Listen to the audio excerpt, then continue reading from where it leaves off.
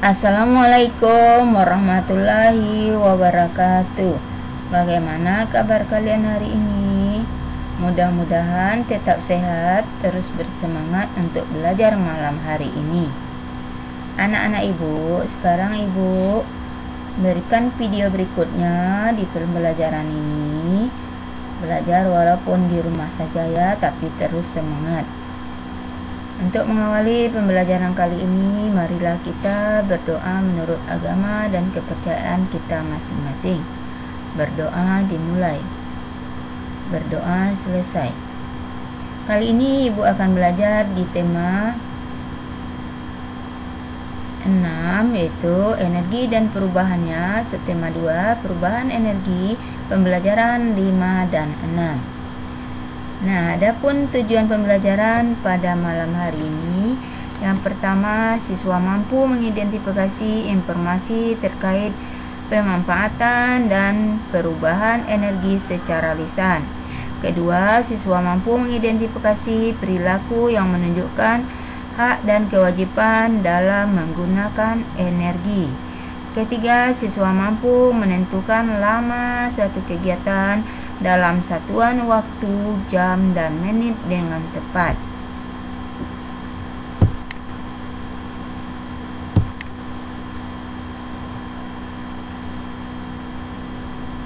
Siswa membutuhkan sarana belajar. Sarana itu diperlukan agar siswa dapat belajar dengan nyaman di sekolah. Siswa perlu ruang kelas yang bersih. Siswa perlu halaman untuk bermain dan berolahraga. Sekolah juga harus menyediakan energi listrik untuk keperluan belajar, listrik untuk penerangan, listrik untuk menyediakan air, juga listrik untuk menghidupkan peralatan yang diperlukan selama belajar. Setiap bulan sekolah harus membayar penggunaan energi listrik. Sebagai warga sekolah, siswa wajib ikut melakukan penghematan listrik. Matikan lampu kelas jika tidak diperlukan. Matikan keran air setelah digunakan. Sebagai warga sekolah yang baik, siswa wajib menunjukkan kepedulian atas penggunaan energi di sekolah. Banyak hal yang dapat dilakukan dalam memenuhi kewajiban melakukan penghematan energi. Perilaku hemat merupakan perilaku yang disukai Tuhan. Tuhan menyukai orang-orang yang berbuat hemat. Tuhan juga menyukai orang-orang yang tidak melakukan pemborosan. Kalian jangan sampai boros ya anak-anak ibu, apalagi dalam menggunakan listrik. Kita harus bijak menggunakan listrik. Jadi apa sajakah yang dibutuhkan agar kalian dapat belajar dengan nyaman? Berikan 3 contoh. Yang pertama, supaya kita nyaman, yaitu ruang kelas yang bersih sehingga nyaman saat belajar. Kedua, halaman untuk bermain dan berolahraga, lampu untuk penerangan, dan air bersih. Apa yang perlu disediakan sekolah agar siswanya dapat belajar dengan nyaman? Berikan 3 contoh. Ruang kelas yang bersih, halaman yang bersih dan nyaman, listrik untuk penerangan, dan penyediaan air. Apa kewajiban siswa terhadap sarana yang disediakan sekolah? Kewajiban siswa terhadap sarana yang disediakan sekolah adalah menjaga dan menggunakan dengan baik sesuai dengan keperluannya. Untuk apa sajakah energi listrik digunakan di sekolah? Berikan 3 contoh. Untuk menyalakan lampu, untuk menyediakan air dan menggunakan pompa listrik, untuk menyalakan kipas angin atau AC. Tuliskan 3 peristiwa perubahan energi yang terjadi sehari-hari. Itu perubahan energi listrik menjadi energi cahaya terdapat pada lampu. Perubahan energi listrik menjadi energi gerak itu pada kipas angin. Perubahan energi kimia menjadi energi gerak itu saat kita berjalan atau berlari.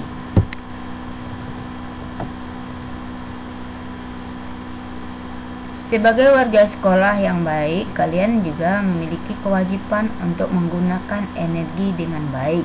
Berikut ini contoh perilaku yang menunjukkan kewajiban menggunakan energi dengan baik.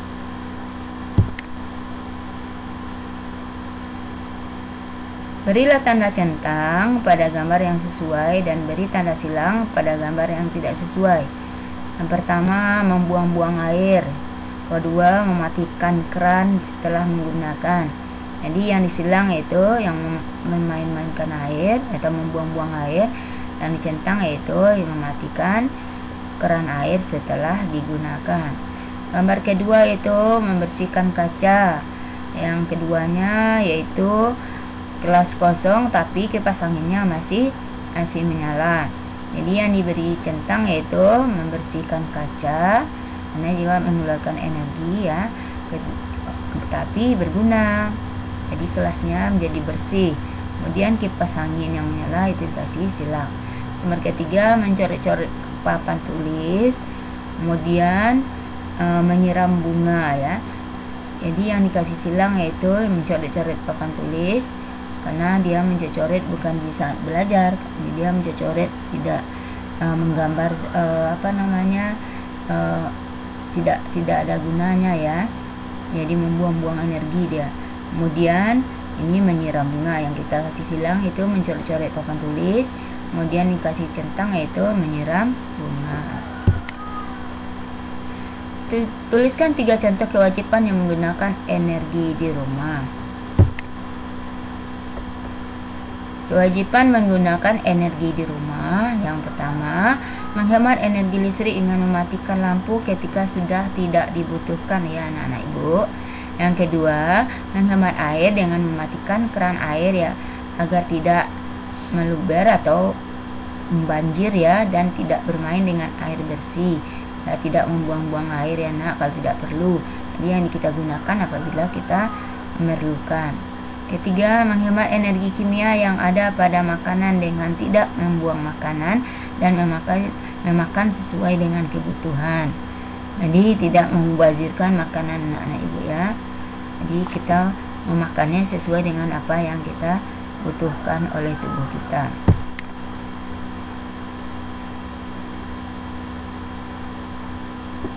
Kalian harus melaksanakan kewajiban dengan penuh tanggung jawab. Penghematan energi merupakan tanggung jawab kalian. Menghemat energi sangat penting bagi kehidupan. Sikap ini merupakan rasa syukur kita kepada Tuhan.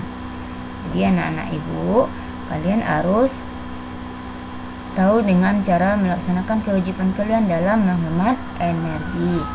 Kewajiban itu adalah yang harus kita lakukan.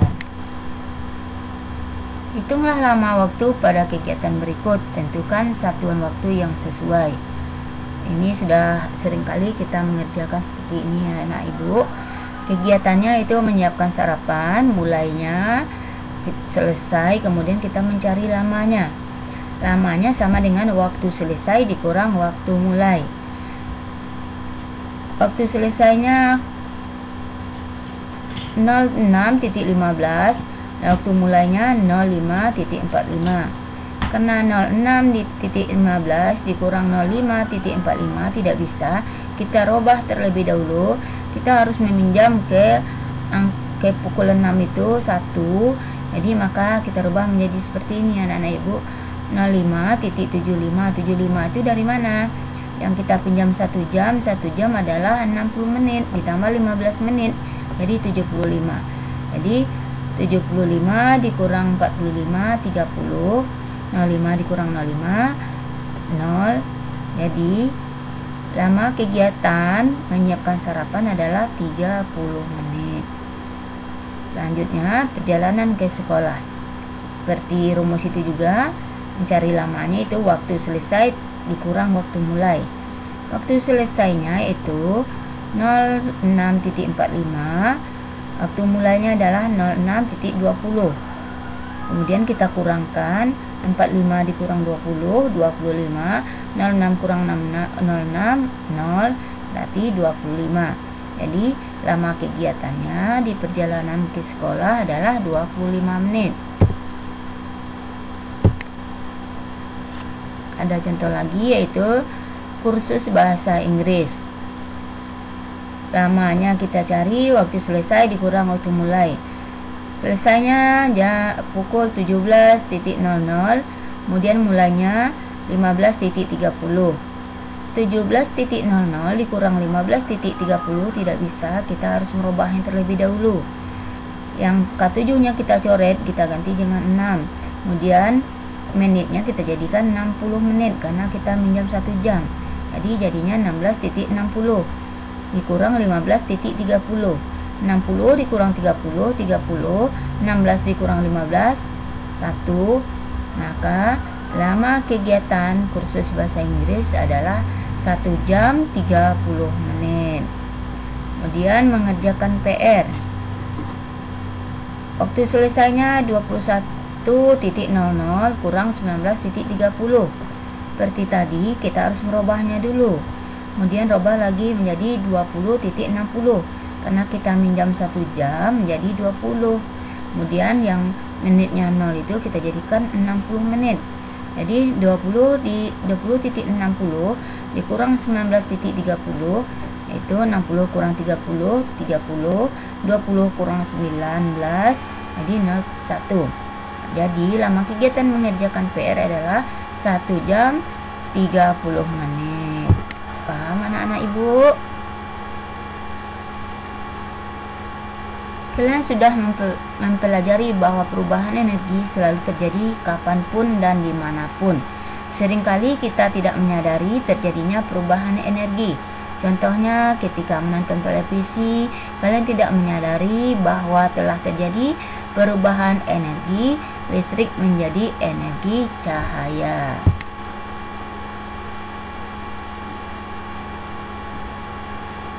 Perubahan energi lainnya yang sering tidak disadari, misalnya saat buah jatuh.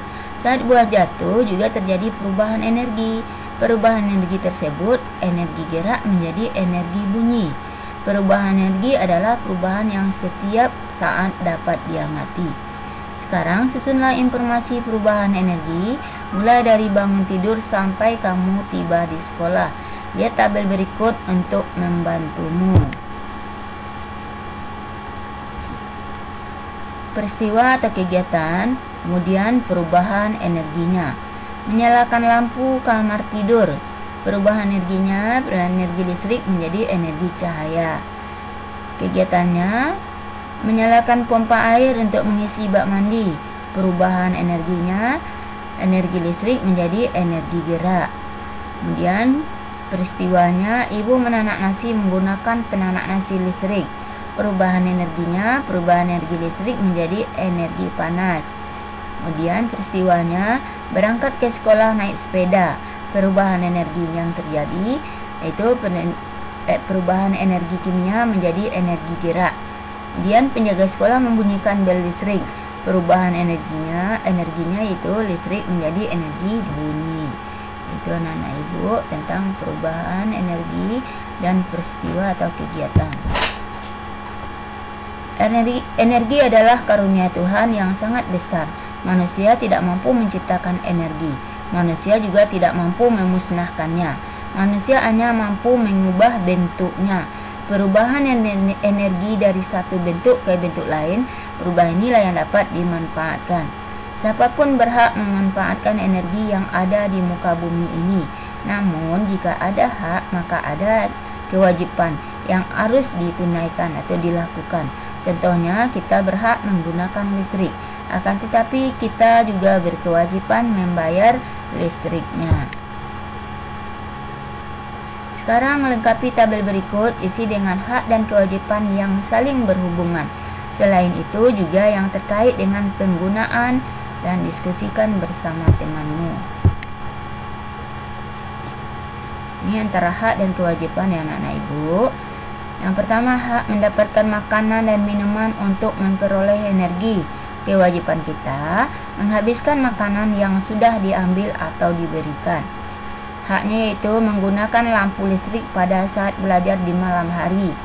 Kewajiban kita membayar listrik setiap bulannya kalau kita ada PLN ya anak-anak ibu. Kemudian hak kita menggunakan angkutan umum saat berangkat ke sekolah. Kewajiban kita yaitu membayar biaya atau ongkos angkutan umum.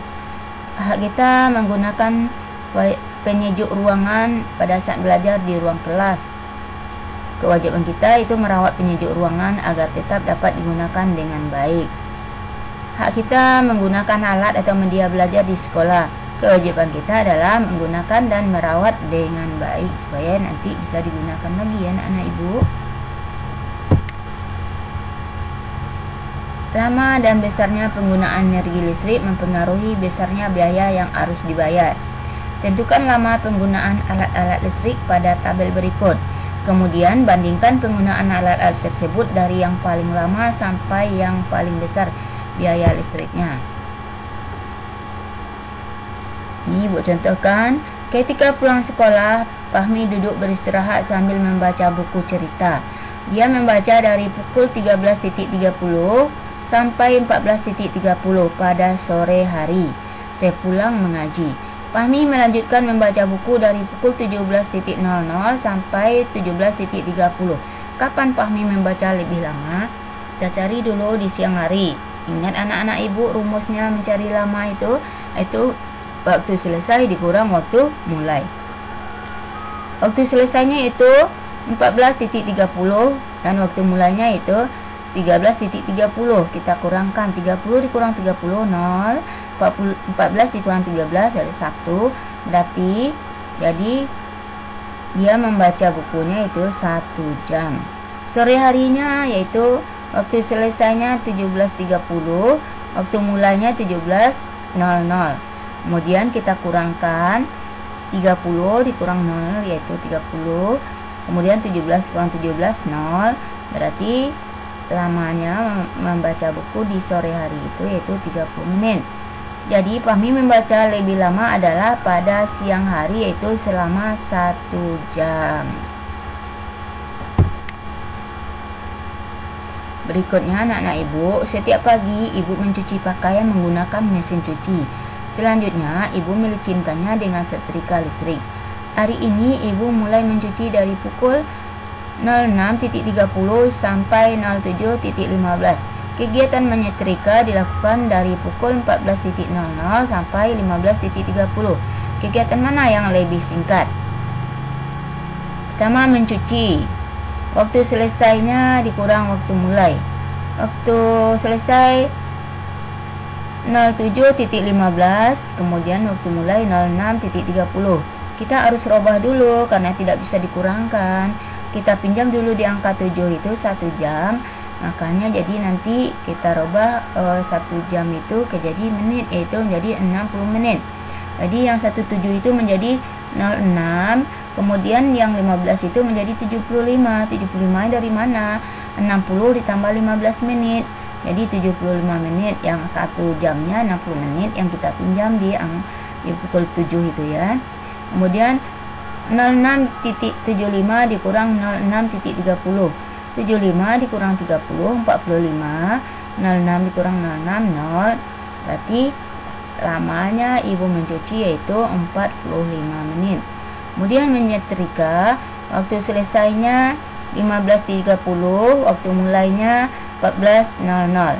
Jadi 30 dikurang 00, 30, 15 dikurang 14 itu 01. Jadi lama ibu menyetrika itu 1 jam 30 menit. Jadi kegiatan yang lebih singkat adalah mencuci yaitu 45 menit.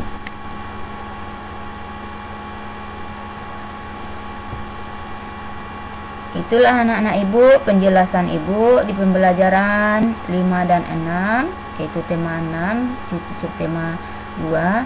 Dan seperti biasa, setelah kalian mendengarkan video pembelajaran ibu malam ini, kita akan melaksanakan PH atau penilaian harian. Kalau kalian mendengarkan dengan bijak dan dengan sungguh-sungguh, pasti kalian bisa akan menjawab soal-soal yang akan ibu berikan pada malam hari ini. Semoga apa yang ibu sampaikan menjadi manfaat bagi kalian semua. Ibu akhiri, terima kasih. Assalamualaikum warahmatullahi wabarakatuh.